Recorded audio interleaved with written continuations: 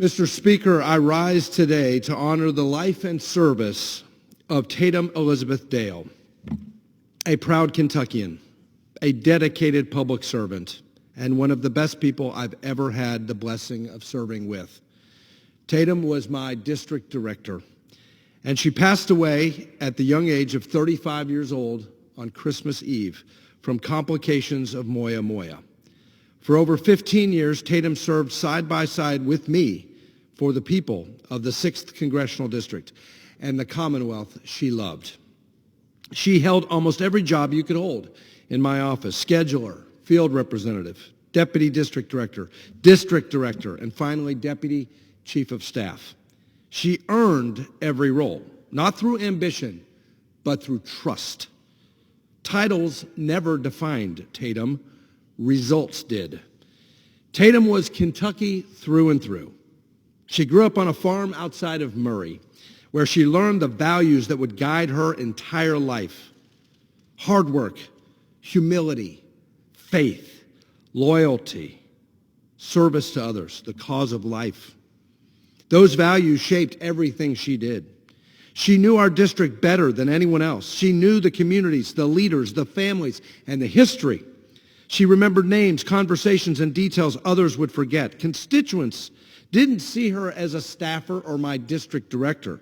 They saw her as an advocate who listened, followed through, and fought for them. She was Tatum. She wasn't the congressman's chief of staff. She was Tatum. Tatum had a special devotion to Eastern Kentucky.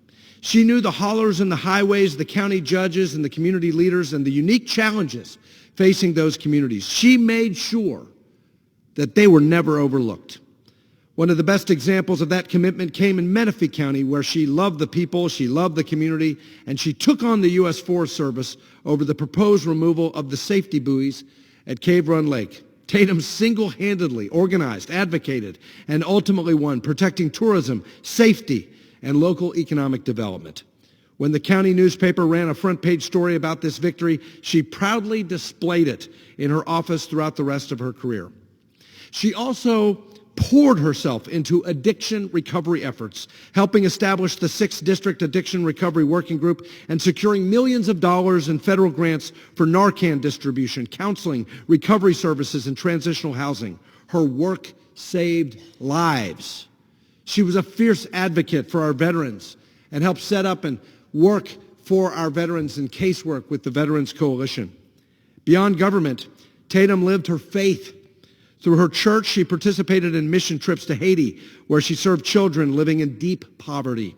She loved them. She prayed for them. She gave them hope. Service for Tatum was not confined to a job description. She made a difference wherever she went.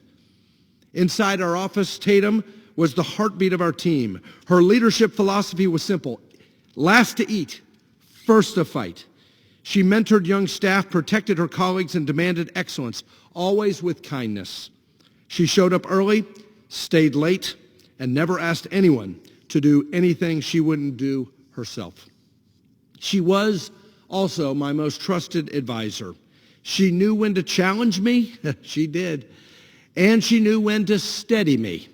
She made me a better congressman and made our team better public servants. Kentucky lost a daughter who honored her home in everything she did. We also, in our office, lost a leader.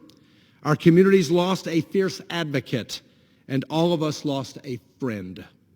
But her legacy lives on in the lives she helped, in the problems she solved, and the example she set for what public service should be. Tatum Dale served others every single day of her life. She loved people. That's why she did it. And she did her work beautifully. We will honor her best by carrying forward the standard she set. Rest well, dear Tatum. You are missed, you are remembered, and you will never be forgotten. I yield back.